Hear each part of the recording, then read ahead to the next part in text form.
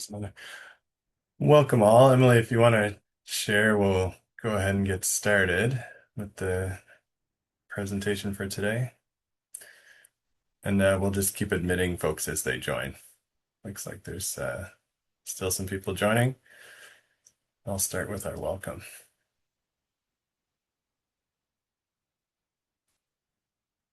Okay. Welcome everybody to today's Hip Hop Network webinar, second webinar of the year. On the Hip Hop Network Research Toolkit, and I'll introduce Dr. Schaeffer in a moment. But first, let me start with some quick housekeeping and our acknowledgement. The Hip Hop Network, I want to mention, operates in part on the current unceded traditional and ancestral territories of the Musqueam, Squamish, and Tsleil-Waututh nations here in the Vancouver area of British Columbia, Canada. And we invite all to reflect on the current traditional and ancestral territories, lands, and waters which allow us and yourselves to work, live, and play. So join us in that. And then one other thing I need to mention as a disclaimer for all of our webinars is that these reflect the opinions, interpretations, and insights of the respective authors and presenters and do not necessarily represent the views, policies, or practices of the Hip Hop Network. The webinar is intended for informational and educational purposes only. It's not intended to be specific medical advice, so we strongly recommend consulting applicable local practices, guidelines, or regulations to determine the relevance and applicability of the content to your specific circumstances. By participating in this webinar, you acknowledge that the Hip Hop Network and its presenters shall not be liable for any errors or damages arising from the use of this content. You expressly waive any claims against the network and its presenters, and your participation in this webinar signifies your understanding of an agreement to these terms. So with that, welcome all and to today's webinar, which is about the Research Toolkit. I'll pass it over to Dr. Emily Schaeffer, who is one of the charter leaders and founders of the Hip Hop Network. And she will be joined eventually by Dr. Woody Sankar when he's able to join in the session today. I'll hand it over to you, Emily. Great. Thanks, Joel. And thanks everyone for joining. We'll sort of intend for today's session to be sort of an orientation to some research tools that are available, that have been curated through the Hip Hop Network and are available on the Hip Hop Network website. So the intention is to sort of orient you to the types of tools we have available, and give an overall sort of picture of the sort of critical content that's contained in those tools, and those resources, but not to necessarily go through each of the resources in great detail. And as Joel mentioned, Dr. Woody Sankar is my research pillar co-lead in the Hip Hop Network, and he will be joining after getting off of another commitment call that he has for any discussion. But we also encourage you to share this with your colleagues, the recording with your colleagues, and particularly trainees as well. And before I dive into, I just want to give a huge thanks to our research coordinator, Janisha Da Silva, who helped put together these slides. And so, what is a research toolkit? So, when we started sort of thinking of what sort of resources would be good to be available that we can put together as part of the Hip Hop Network, we came upon this idea of putting together this sort of resource toolkit. It's a collection of resources that are meant to help in general terms, help in planning, developing, management, and execution of different research projects applicable in the pediatric hip context, but much more generally as well. The toolkit so far contains resources that give guidance in terms of methodological development of studies, how to plan and manage resources, things around grant writing and publication support and publication preparation as well. I'm going to touch on each of these pieces that are here, that are in the toolkit briefly today.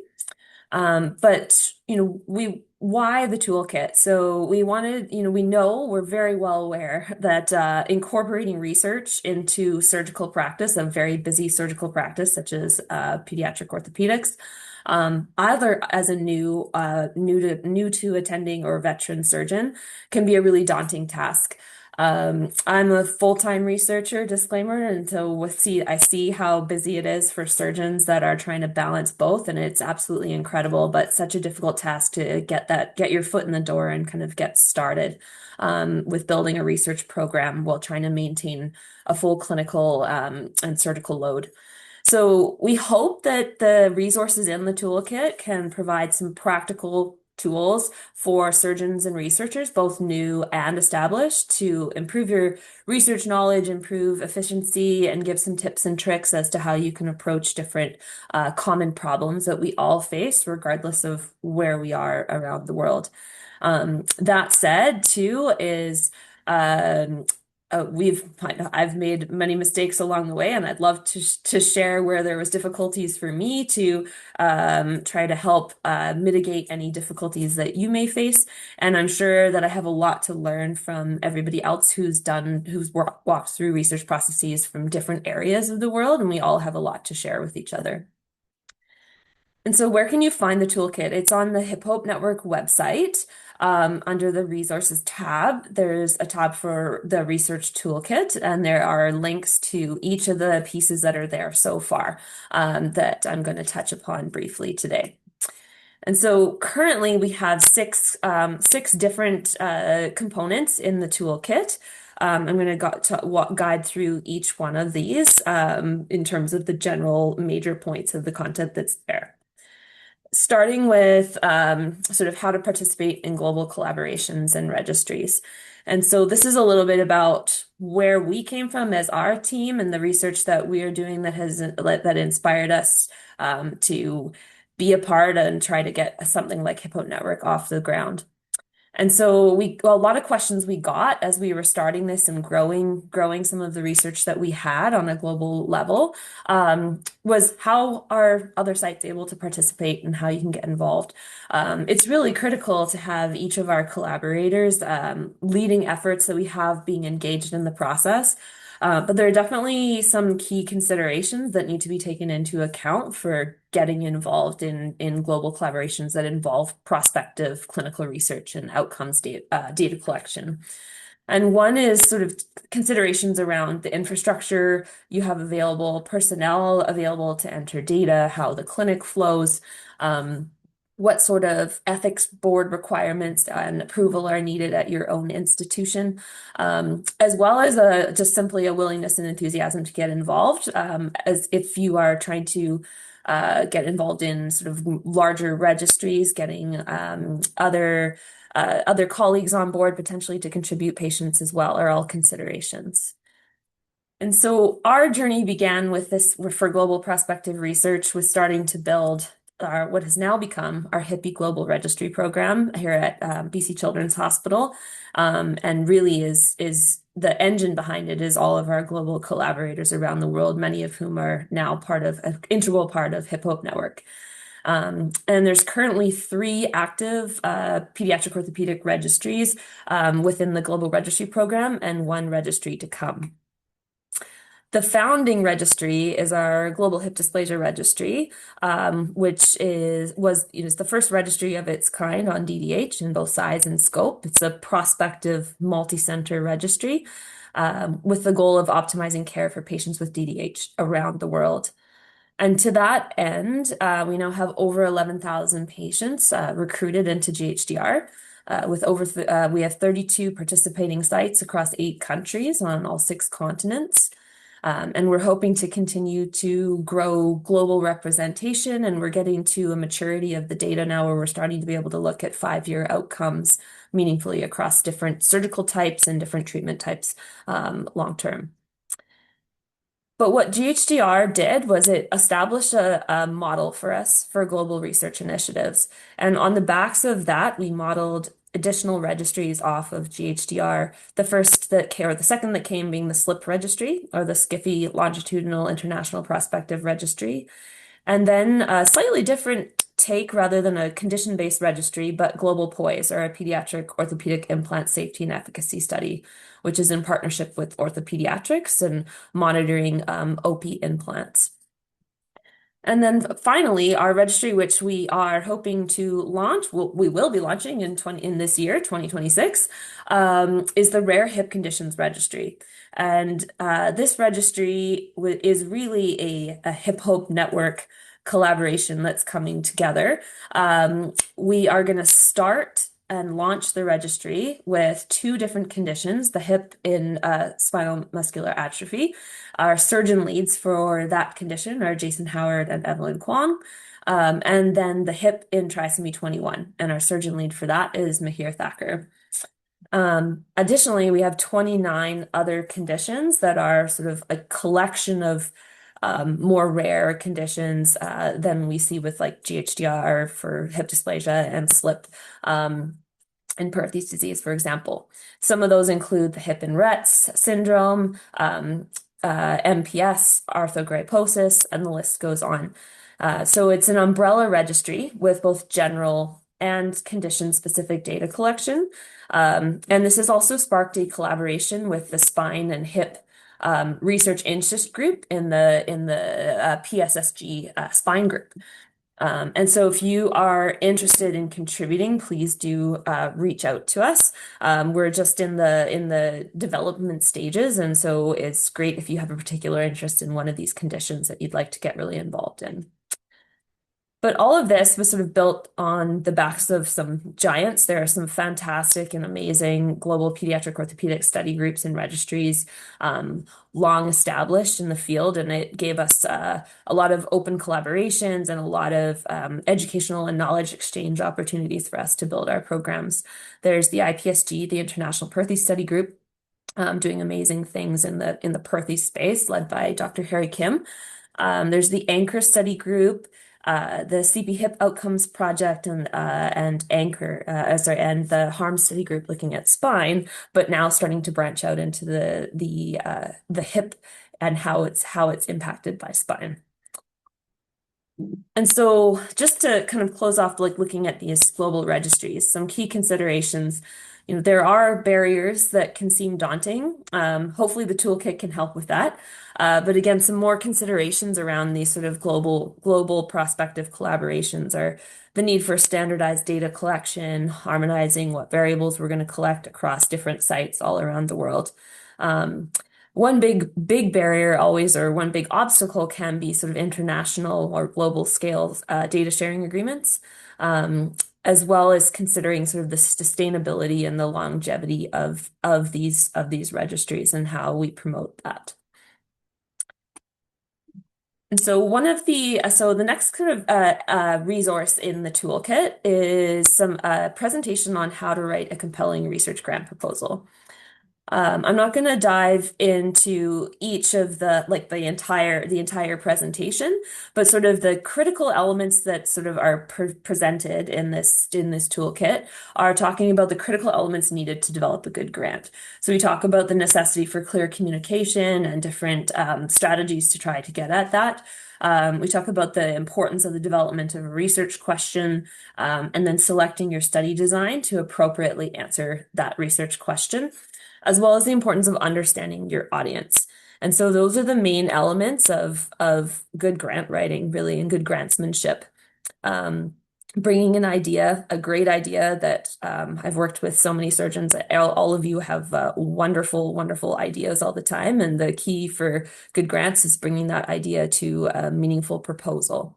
The critical part is asking the right research question and seeking feedback from your colleagues and trainees, and understanding the audience. So who the grant call is coming from, who you need to tailor the grant language and communication to, and who will be reviewing your grant, with a big focus on study design and the impact of your question that you're trying to solve. And so this presentation talks about all of those elements in more detail. Study design, as I mentioned, being sort of a critical component of how you're going to piece together your grant. The methodology of a study is really, really important from the grant review level, and you want to really consider sort of to design that study what is already known and what gaps exist in knowledge across the literature, and consider which of the different study designs that are available make the most sense for answering your question appropriately. And so key considerations in grant proposals is considering what grant reviewers are looking for. What's the short-term and long-term impact and breadth of your study? How generalizable is it to an entire population? Or is it specific to one specific small population or one particular area of the globe? Is your methodology sound? And do you have any pilot data and collaborations in place, as well as thinking in the future what knowledge translation efforts are planned? And so that's the grantsmanship toolkit resource in the toolkit that I'll point you towards for more details. Do go check it out on the website. Another element that's in the toolkit is a presentation on how to get your research published. And this resource really breaks down the critical elements of scientific writing and the publication process. It goes into detail different types of science communication and all the importance of all these different types, manuscripts and publications being one key element of those. It talks about, again, sort of research question development as well as then development of your study through study design. And then it really goes into a lot of nitty-gritty detail on how to organize putting together a paper, goes through the writing process and tips and tricks for writing a manuscript. This presentation in full disclosure was first created really before the AI boom that is, I think, going to really disrupt some of the manuscript writing processes as we go forward. I tend to be old school. I do not like using AI for my writing, but I know the publication world is sort of wrangling with that AI issue right now, and there's sort of a haphazard policy from journals about AI use at the moment. So that's something to keep in mind that will be a changing landscape as we go forward with this too. But this toolkit also then resource also breaks down sort of talks about different elements of sort of journal selection process and the submission process. But the main key aspect of this presentation, as well as some of the other resources in the toolkit, come back to the importance of communicating your science appropriately so that it can be as impactful as possible and reach as broad an audience as possible. Scientific writing is really, really important, but is often something that's sort of a loathsome task for clinicians and scientists. Clear communication is really essential for sharing to the appropriate audience in order to actually see translation into clinical impact. And so this resource goes into, as I mentioned, the essential parts of scientific paper, what pieces go into it, and then gives detail on how to sort of approach writing each of those sections, and sort of overall tips and tricks for paper writing in terms of order in which you'd go through, and ways to kind of get over a writer's block and things like that. And then up for discussion certainly is how different AI tools fit into this as well. Then we talk about different journal selection factors and sort of elements that you want to consider when looking into what journal, as well as what it is entailed in the publication process and the sort of perseverance required to see a submission through to acceptance and publication. A next resource in the toolkit is a manuscript and literature review preparation guide. So this is really a more kind of intensive and Word document version rather than presentation version of the getting your research published presentation. in this document, it's a sort of it details different manuscript preparation practices, even going down to the nitty-gritty in terms of referencing and formatting techniques and approaches, the fundamental components of a good manuscript, how to go about putting those fundamental components together. Detailed writing guide with tips and tricks, and submission preparation practices in particular. The actual submission process of a paper can be quite lengthy and onerous if you do not have trainee support to help you go through that process. And so hopefully this helps sort of prepare you for what to expect when you're walking through that process, or giving your trainees a reference to this as they're walking through that process potentially for the first time. So this is a just a more like written format going through each of those elements that I mentioned, breaking down in detail sort of ways to tackle first starting to write your intro, your figures and table prep, how to get around the discussion, and addressing limitations and things like that, as well as a step-by-step guide for manuscript submission practices too. And the one of the next resource in the toolkit is a presentation on how to create effective scientific posters. In this presentation, it goes through and outlines sort of critical elements of effective scientific posters. Again, the common theme across several of these resources are around communication and how to communicate appropriately for the particular communication type, in this case being a poster. Being in posters, brevity is key, being short and to the point and clear. The visual appeal of a poster is certainly very, very important. It gives several examples of different layouts you can take, and also walks through how to sort of put together a layout that logically allows you to tell your story in the way that is most compelling, and not necessarily the order in which you have or you did you did the study. But again, audience awareness in putting together your poster is key as well. And why are posters important? They kind of seem to be a bit of a forgotten art, but I've noticed conferences lately are starting to bring back like physical posters, more so. We've kind of gotten away from that over the last, let's say half decade or more, with e-posters and sort of not really having that traditional poster session, but they've been starting to be revived in some of the conferences I've been at lately. And posters are really an interesting sort of overarching networking experience, as well as a way to really get across very simply and visually key messages from your study. A well-designed poster can communicate complex research studies very clearly and visually to any sort of audience, and also encourages a lot of discussion and opens room for discussion that can open up to new collaborations with different people at the conference. But general considerations for your poster is, again, considering your audience. Can they easily understand your work if you were not standing at your poster? And in that case, you want to make sure that it is simple and easy to follow in a logical flow. And in that sense, a good layout is worth 1,000 words anytime. You want to provide a snapshot of a complete paper all in one place for it to be, and the reader can follow regardless of where they're looking at your poster. And the final piece in the toolkit is a clinical orthopedic research sort of survival guide, how to succeed and become famous and avoid disappointment. And this resource was actually provided by Woody Sankar and his group at CHOP.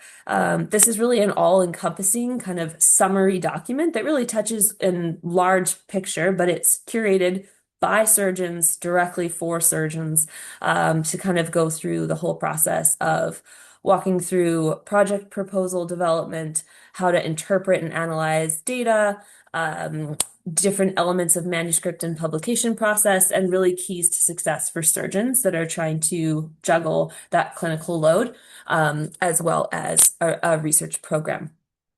And so I think this document was actually originally developed by Doctors Flynn and Ganley at CHOP. and goes through each of those elements that I was just talking to. It maps out in very sort of easy to follow format and detail how to choose the right research project. It goes through sort of an all important, like how to throw together a one-page proposal for a study idea and sell that proposal. And then mapping out steps in conducting the study, analyzing data, and putting together a publication. And also, from the mouths of surgeons to advice to other surgeons trying to get a research program started, really gets at some of the keys to success, being realistic about expectations and timelines. Research is long, hard slog, long, hard work. Um, Resource gathering can be difficult and lengthy. It also touches on the importance of designing a clear research question, as many of the other elements we've talked about in the toolkit touch on as well. Importance of conducting a thorough literature search, and again, being ready to be stubborn in the face of obstacles that will come up. It touches on the importance of working with mentors and collaborators. None of what we've developed as a team would have been possible without amazing collaborators around the world, and hopefully we can continue to grow that with everybody in Hip Hop Network too. Um, Also talking about setting deadlines to keep projects moving and just not giving up. And so that resource is a really great sort of go-to all-in-one source for quick walkthrough of everything it takes from success surgeons that have been successful in research and clinical care throughout their careers. And so we do want to use time, sort of just wanted to highlight all of the different things that are available in the toolkit now. Next up in the toolkit, I'm putting together and actually have started with a couple of these things, what we want to add to the toolkit. This will be an evolving piece over time, is sort of a guidance on performing systematic and scoping reviews. Those types of studies are critical for honing in on a good research question that you want to ask and then finding out and figuring out appropriately and systematically what literature is already available to look at what clinical equipoise and clinical controversies are in a particular topic area. And part of that is the next one in the toolkit that I want to add is the critical approaches to critical appraisal of the scientific literature, and walking through different steps for analyzing the validity, generalizability, veracity of results in published studies. We are looking at, hopefully we can put together some video presentations of the existing tools, as many of the tools that are there are in sort of PowerPoint presentation format.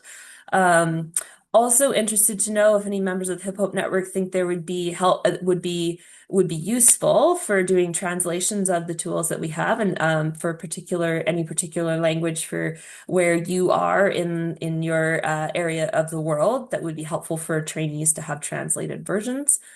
There's also potential for us to explore opportunities for trainee seminars. I've given a few of these actual specific resource talks for trainees in Uganda as well as trainees in India in concert with POSI. And so certainly there's areas where we could explore sort of knowledge exchange opportunities through this toolkit as well. But mainly as well, I would like to know what other components would you like to see in the toolkit? Either if anyone on the call, who's on the call live today, has any suggestions, we'd love to hear them, but also please feel free to write to us, and send in your thoughts and we can look at, or if you have any content that you think is really, really helpful and are happy to share it under the Hip Hop Toolkit auspices, that would be great as well. Um, and I'll stop screen sharing in a moment. We'll get to just any discussion and questions. I saw that Woody has joined, so he's around as well. And if you have any feedback, again, for ideas for adding to the toolkit, feedback on this seminar as a resource through Hip Hop Network, we'd be happy to hear from you. And stay connected with us as well. If you are not already a member of Hip Hop Network, there's a membership form link to the survey to fill out and get on our mailing list, that you can get at this QR code or the link. And also just a final plug to our upcoming Global Pediatric Hip Symposium that will take place in Vancouver in September, September 11th to 12th. Registration is now open and there's an incredible agenda that's coming together. And we'd love to have you join us there. If you're not already registered, please do. The early bird registration rate ends on the 1st of April.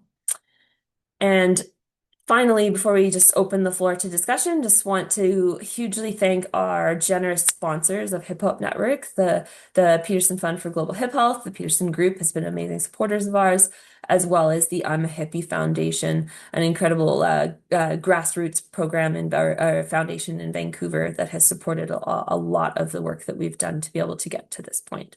Um, so thank you. I will just stop sharing. And happy to open the floor. Woody, if you had anything quick to add before before we dive in, but No, that was great. I think that's a great summary of this, and I think as many people on this call know that research, like anything else, is a skill, and there's a method to it, and that skill can be acquired by by practice and by resources that are out there. So happy to take any questions. Emily done a great job with this. So thanks, Woody.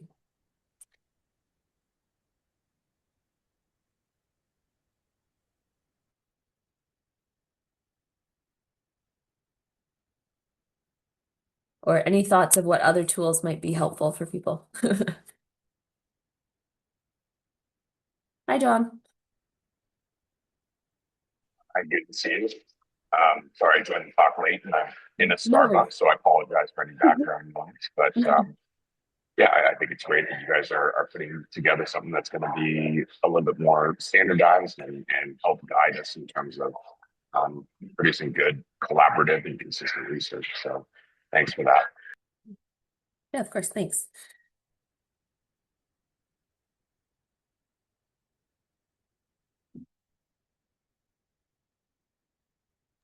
All right. I'll say, one thing, and Emily talked about this, but I think just one thing that's been really successful at our institution is that one-page project proposal that Emily talked about. I think that same model has been picked up by the SRS.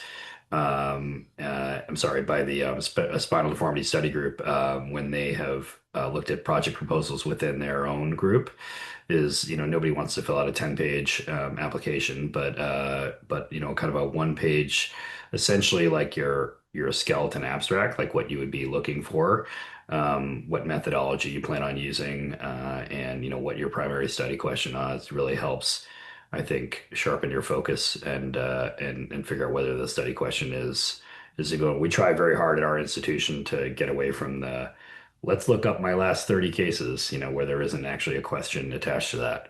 And so I think that could be helpful. Yeah.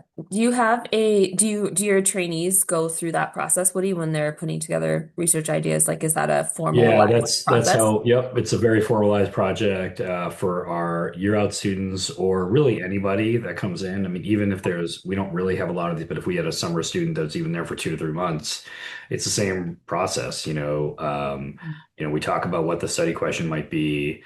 We ask the trainee to, do a literature review. We then kind of go over that a little bit, and then we say, okay, let's put together we call it a 1P3, one-page project proposal, and they put together a 1P3, and it should be a short list of references. It should be a clear hypothesis. It should be, essentially, again, if you were to write an abstract in a paragraph form, what would that be? You'd have a one or two sentences of background. You'd have some idea of methodology. Are you doing a retrospective review, doing a prospective review? What basic statistics are you planning on doing? What data elements are pertinent? Then obviously you're not going to have results, but you're going to have some sense, and then maybe a couple of sentences of where this fits and why this might be important, the study question, and then a handful of references, but not an exhaustive list. So it should take thought, not necessarily a ton of time, but that helps. Right? We keep it on file, and I will say we always go back to it. So once we start pulling the data, and if we start losing focus, we go back to it. And then when we write the abstract, we actually go back to it. Like, what was the original Mhm. study question? So we keep them all in file for every folder that we have for every ongoing study. Yeah, that's a great process to have in place as a formalized piece as well. All right. Any other comments, questions?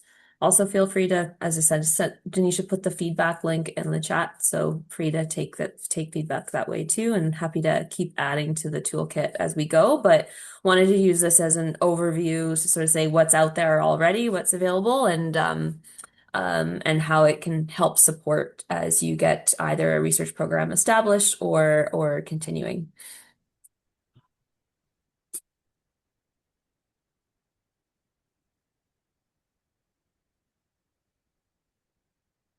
All right.